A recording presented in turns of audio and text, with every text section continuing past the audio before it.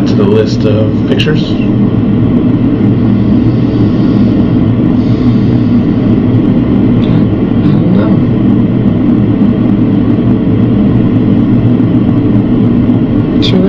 Should I be talking with a lawyer right now? Well, I'd like to try to help, but I feel like I should probably have a lawyer present at this point. So you want an attorney? What bag am I going to put these in? Take them off. The same as his pants. No, we need them separate. You need them separate? Yeah. Mara, can you get another brown paper bag from the drawer?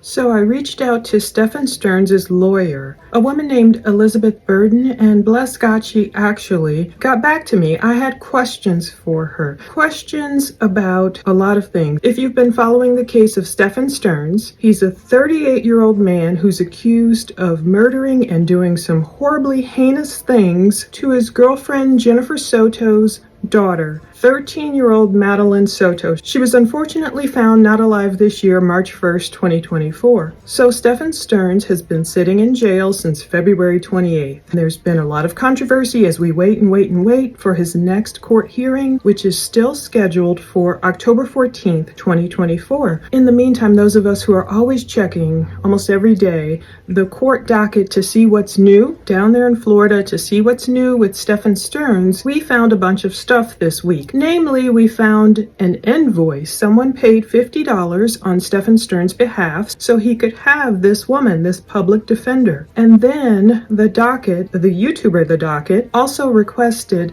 Sterns' jail file. So we got those notes too. So I had a lot of questions. Elizabeth answered some of them. Of course, she couldn't answer all my questions about the jail file, which we will go over. There's a lot in there about Sterns skipping meals, some breakfasts, and having a razor taken away from him, paper. I had all these questions, and especially about verbal abuse, attacks from other inmates, and Sterns not showering. Well, of course, she couldn't delve into attorney-client privilege stuff, but she did tell me what to be wary of when it comes to jail files, jail logs. My main unction, I think, for contacting her was because of what I witnessed yesterday. Now, as soon as we saw, I think it was Monday, we saw this woman, I'll just call her Tracy, I won't give you her last name, I won't give you her address or anything. We saw some woman named Tracy out of Minnesota had paid the $50 fee for the public defender for Sterns. Immediately,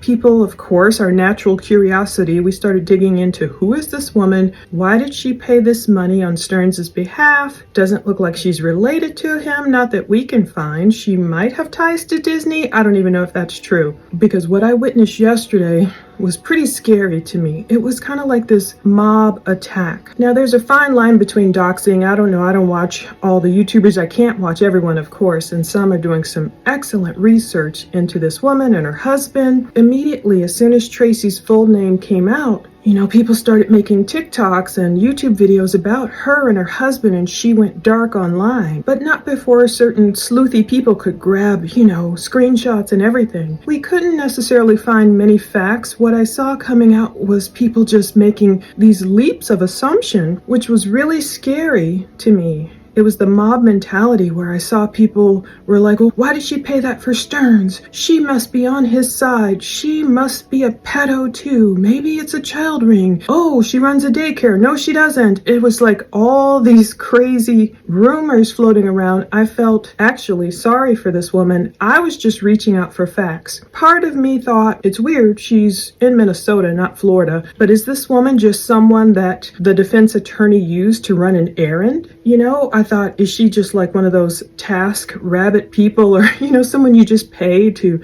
run errands for you or something, and she has nothing to do with Sterns? That's why I reached out to the attorney. So let's go through everything she told me. First, before people start jumping down the throat of Stephan Sterns' criminal attorney, I did do a lot of research into her. She's quite impressive. She is formidable. I think she will make a great defense attorney. Now, again, that doesn't mean that people should rush to this woman and attack her or anything. Maybe people will have a little bit of sympathy for her. I did find her GoFundMe page. I'd seen it. I had it in my phone for quite a while, but I read it this time, and she is a cancer survivor. She wanted to buy a home and retire, and there was all this stuff about her. Hopefully that will make people a little less apt to just attack her as well. Okay, so this is not doxing her at all, and her name is no secret. Stephan's lawyer's name is Elizabeth E. Borden. And you can find her name on many public documents just right there on the court website, like the Notice of Provision of State Supplemental Witness List. She filed that apparently on August 29th, 2024. Her name is on the Notice of Cancellation of a Deposition. We saw that before, August 8th,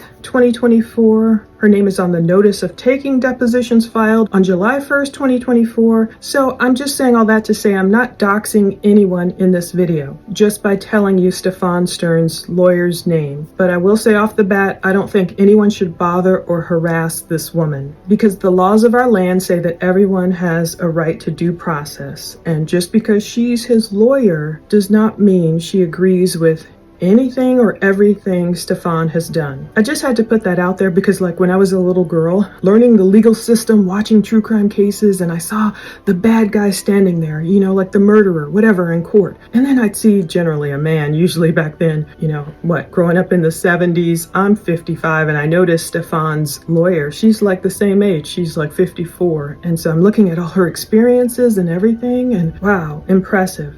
Doesn't mean she's gonna get him off, or I don't know if a plea deal will happen here. We will see, but she is impressive. I'm only saying that because when I was a little girl, you know, growing up in the 70s, I would see the bad guy, the murderer, standing there in court. And then I'd see usually a man, his lawyer, standing next to him. And back then I was like, what? What is that guy doing standing next to him? His lawyer's on his side? You know, it was like childish thinking. And as I got more into true crime and everything, I realized, oh, okay, like Elizabeth is going to talk about the Constitution provides everyone, even, yes, rapists, as she says, the right to an attorney. In fact, we do want Stephan Sterns to have the best defense attorney possible, the best defense possible. That way, when he's found guilty and convicted, it'll stick. If he does get the death penalty, it'll stick. So they can't come back later and say, oh, ineffective counsel, or let's, you know, reverse this ruling or his conviction. So I had to learn stuff like that as I got older. You know, like the Bible says, when I was a child, I thought as a child, but then it was time to put away childish things. However, I feel some people are kind of still stuck with, oh, that criminal defense attorney's the bad guy. And until, of course, heaven forbid any of us need one, then they're not the bad guys. So anyway, Elizabeth is a public defender. She does death penalty, first-degree murder cases, and she's a FOIA lawyer, a Freedom of Information Act lawyer, expert. That part I was like really impressed with. This board certified criminal trial lawyer. So from the biographies and everything I could find, just researching everything about Elizabeth, she says she's currently assigned to the Major Crimes Division of the Orange Osceola Public Defender's Office in Orlando, Kissimmee, Florida. We know that's where this case is taking place. She represents people charged with first or second degree murder. And in her spare time, she helps people with FOIA requests. Boy, that really impressed me. In doing all these cases, I've really seen how it's not so simple necessarily to just shoot off an email or file a form or send them your driver's license and whatever they request when you want body cam videos, when you want all this information. This case taught me, plenty of cases have taught me that. It's not that simple. Sometimes you have to fight, sometimes you have to threaten to sue, sometimes you have to sue. So this woman's experience in the office of the public defender in the 9th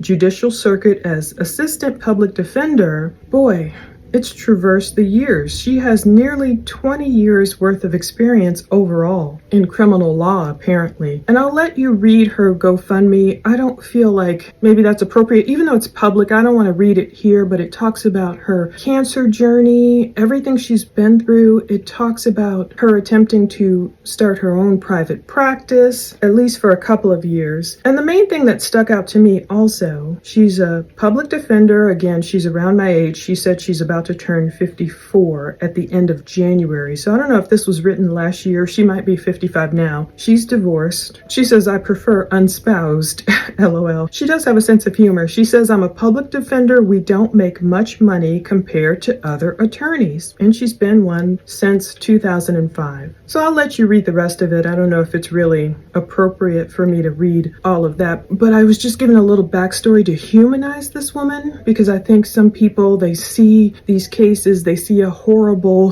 heinous person like Stephan Sterns. They start taking out all their hate on anyone they perceive who is on his side. Everything's black and white. You know, of course, Maddie should get her justice. Of course she should. And even by Stephan having a great public defender helps Maddie get her justice, because the scales of justice say, you know, there's a prosecutor and there's a defender. But what I watched happen yesterday, all the ire and hate against the Tracy woman, I feel like it may have been unfounded because we just don't know who Tracy is. We don't know why she paid this filing fee for Sterns. But back to Elizabeth. She's a board-certified criminal attorney with all this experience. At this point where she wrote this biography, might have been a while ago, she had approximately 60 jury trials ranging from misdemeanor theft to DUI cases to a lot of other cases. I won't read all of it. It's just a lot. I'll put a lot of links below. So she tried private practice for a couple of years, and then she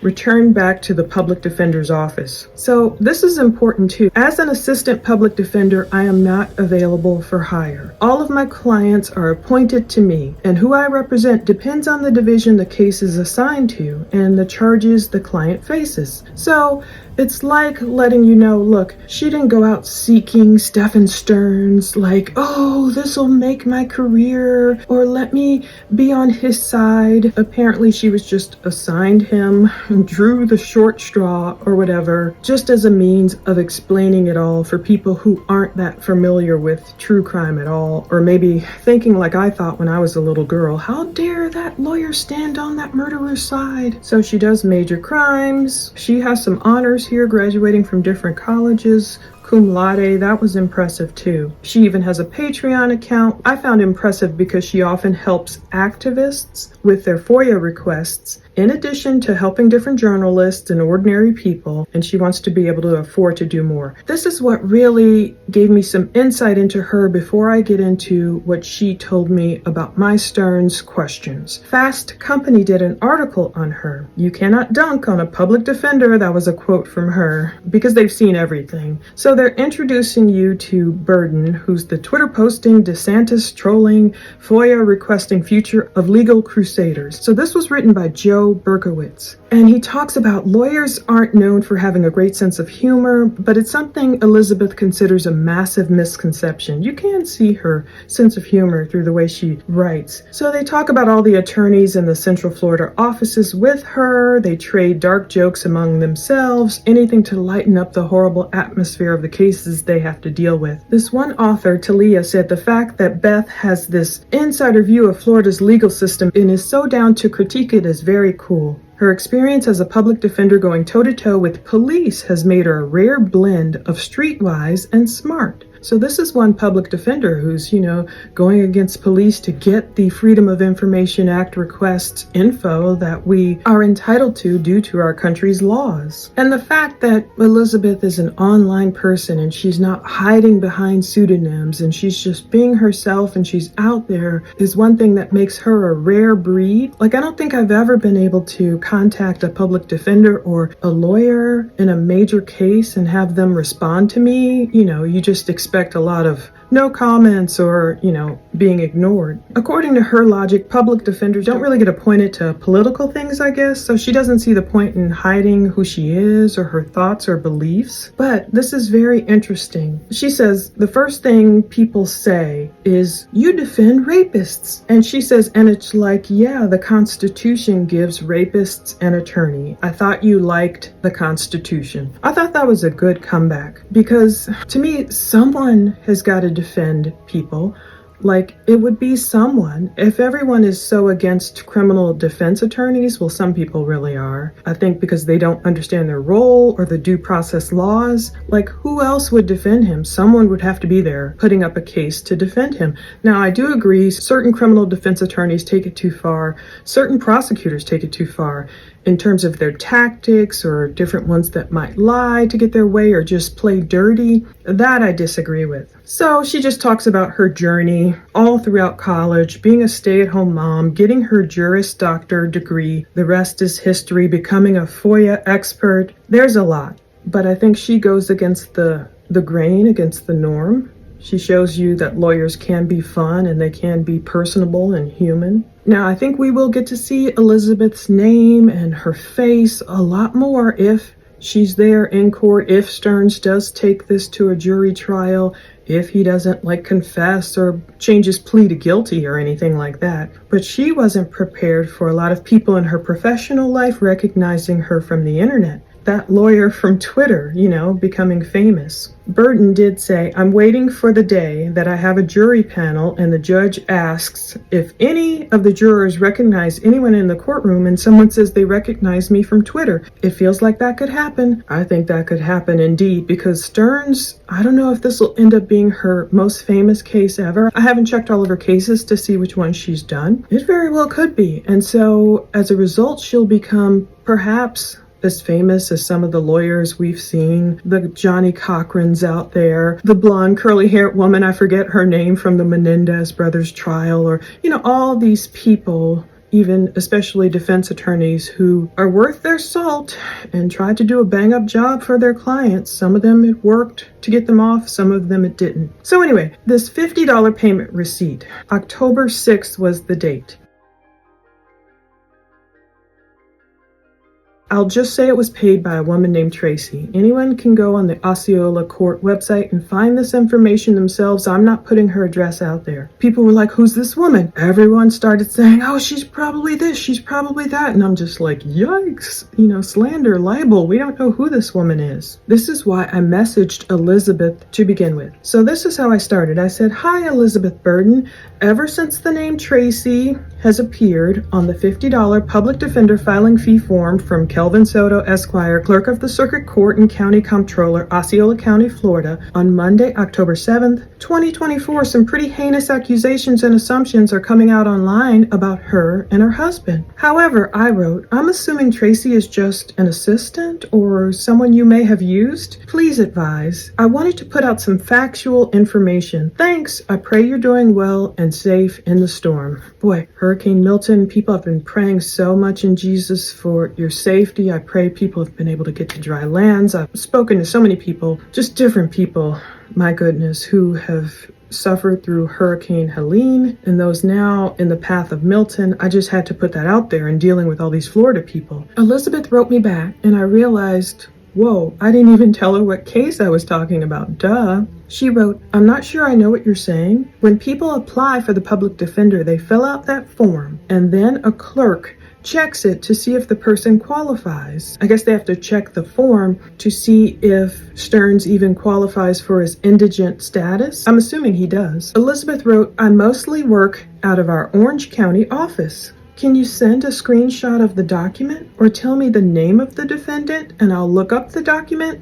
So I was like, oh my goodness, I didn't even tell her what I was talking about. I just launched in there. So anyway, she looked it up and then she wrote, "I went to Mr. Sterns' case." She calls him Mr. Sterns. That's what a lot of lawyers do, I notice. Mr. this, Mrs. Ms. that, that's just the standard. She said, "I went to Mr. Sterns' case and saw that someone paid his $50 fee to the clerk on October 6th. And that person's name is Tracy, I won't say her last name, with an address in Minnesota." Now, Stephan Sterns' lawyer wrote, "I don't know that person. But I will say that frequently people think if that $50 doesn't get paid to the clerk, the person will lose their attorney. And it's entirely possible that Tracy is a person who thought they were helping Mr. Sterns keep his legal team." So, whoa, that puts the kibosh on my theory that, okay, maybe Sterns' lawyer just used TaskRabbit or used some person, and for some reason she's in Minnesota, but just used her to pay the $50 fee to run an errand, and somehow Tracy's name and address got on the filing fee application. Or people don't know, is this a woman who knows Jennifer or knows his parents? Because note to self, I was like, why didn't his parents pay that filing fee? I mean, Sterns' parents were happy to send him commissary food and books and all that stuff we went over in previous videos when we saw Sterns' text messages on the jail tablet back and forth between his parents. I don't know if it's a woman who knows his parents or just did a solid for him for some reason. But I see here, my theory was wrong. She is not some woman who the defense attorney hired just to run that errand for her or whatever. Now, the attorney did say, note, that fee doesn't go to me or my office as far as I know, and just gets paid to the clerk. So I would never know anything about who paid it. So that was pretty helpful. So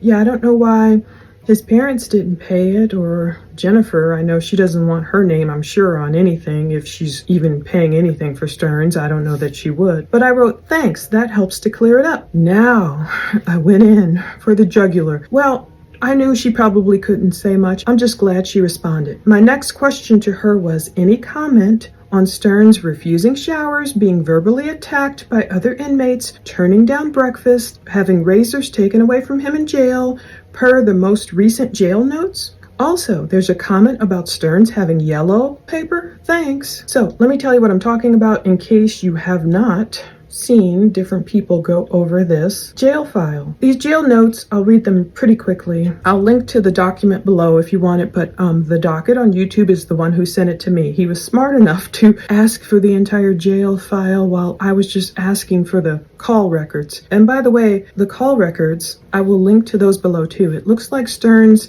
hasn't made many calls at all. The last time he called people, now I don't think they're not giving us his messages. We need a subpoena for that. The only way we got them before, I believe, was through the DA's office. I've tried to get more. We'll see if we get any more. I've been working on that. I hope we get more, but that would not come directly through the jail without a subpoena. Anyway, the docket sent me those notes. He was smart enough to ask for the whole jail file. I will also link to the call history below. Sterns called people the last time, physically calling, in June, sometime in June. And then I saw a couple of more calls on September 20th. The woman at the jail told me they didn't go through. And I was like, wow, what prompted Sterns to try and call someone twice, September 20th at night, but they didn't go through. We don't see the phone numbers. I don't know who we tried to call, but I noticed that was a day after we had gotten a big document dump. So like we got Jennifer's, I believe her 2/28/24 interview. There's something I published on September 19th. That video, I had to look back. And so I was like, is Sterns somehow watching YouTube on some contraband device? Or because those tablets they have, they're not supposed to get, they only get to certain apps already pre-designed, you know, like the Global Telmate and all those apps. They're not supposed to be all over Facebook and YouTube and everything, but a lot of inmates are able to get to that through contraband devices. I was like, is Sterns up there watching YouTube, or did someone tell him about this big document dump and what Jennifer was saying in her interviews on September 19th, published on YouTube? I don't know the dates of the actual interviews, but then the very next day he's trying to call someone frantically and couldn't get through. Anyway, find links to all that below. Briefly, I'll go through the notes, not the whole thing, but basically the last thing we knew kind of like is Tuesday, April 30th, there was this visual check and Sterns was in there chipping paint off the walls, creating a very hard balls, and he was counseled and the items were taken away. Like people say, he was probably trying to make little toys. Basically, he was bored. Why was he chipping those, you know, hard balls of paint off the walls? He's already been counseled about that behavior. He said he was bored on May 1st. The supervisor was notified. So it talks a lot about reassessments, and he did shower on May 7th. He was allowed to make phone calls May 10th and have books. He used the commissary on May 14th. Then May 16th, he refused to shower. I guess he refused a uniform exchange. You will see a lot of refusing the showers. I don't know if they only noted the times he refused. I don't know how many times per week they're allowed to shower, but he's refused his morning meal. Some people pontificate, yeah, he's not a morning person anyway, and I think some of those come very early in the morning, so maybe that's why he didn't get up. And people are like, he's probably not starving himself. I mean, he was still eating candy or what have you from the commissary and everything. We know Grizzly True Crime went over a lot of the stuff. His parents had purchased him, so that doesn't mean like he's starving himself like some people think. Even on Reddit, I noticed someone was like, do you think his defense attorney is counseling him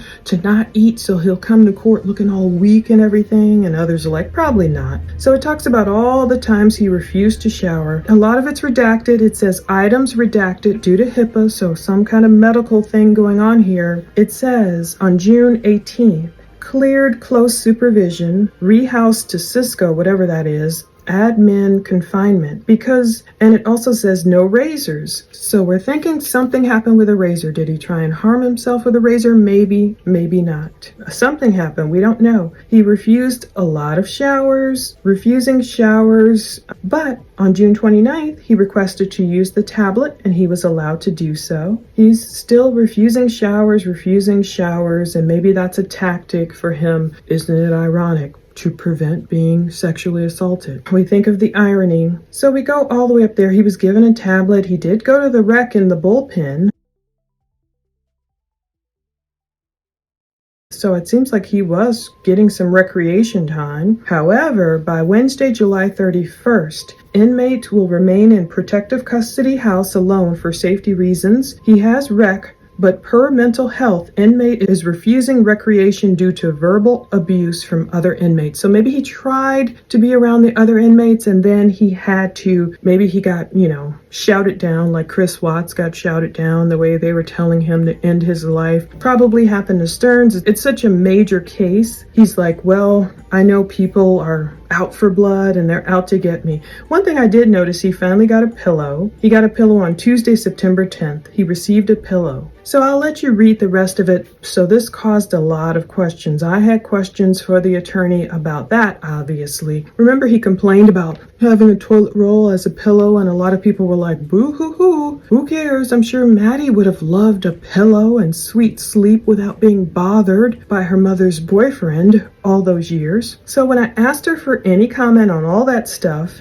there's a comment about that yellow paper. It's not clear what the heck happened there. It was something about be careful, the inmate has yellow paper. And I do remember Sterns messaging his parents something about, I don't know, getting a note to someone, like the go-between person. I don't know if he was trying to pretend, oh, these are, attorney-client privilege communications on a yellow legal pad or something, and it was really personal stuff he was trying to sneak out. That's just me guessing.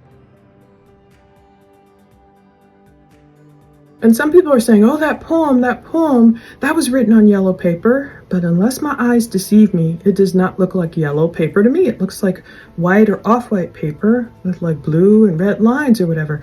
Is this like the gold dress theory, gold, black? What color do you see? Anyway, this is what his lawyer said about that. I'm sorry, I cannot answer anything specific about his case or his incarceration. I can answer a general question like the one on the $50 fee because that doesn't impact attorney-client privilege. Makes sense she was able to tell me about that and give me a little schooling and lesson on the fee because we didn't talk about Sterns specifically. However, she did caution, also be wary of trusting corrections officer reports. Sometimes they aren't exactly accurate. For example, I once had a client ask if he really had court because I hadn't mentioned the court date. It came up at the last minute. And corrections claimed he refused to come to court and didn't transport him to court. Yeah, I understand there. For those of you who have been following the Ernesto Williams case out of Fulton County and his divorce from Shirley Strawberry, she's the famous co-host with Steve Harvey on the radio show. There were a couple of times we were on there on the Zoom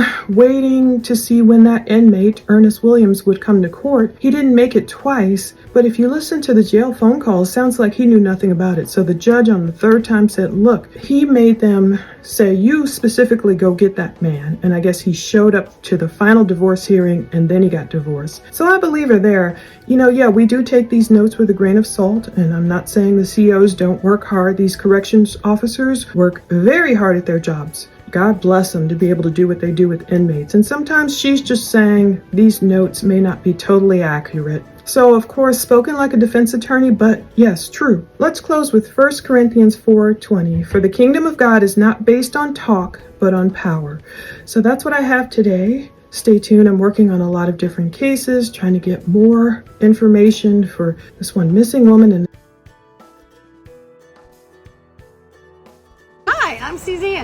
I've been in real estate for 13 years. This listing that is now pending has been a great transaction because I was personally friends with the buyers and the sellers.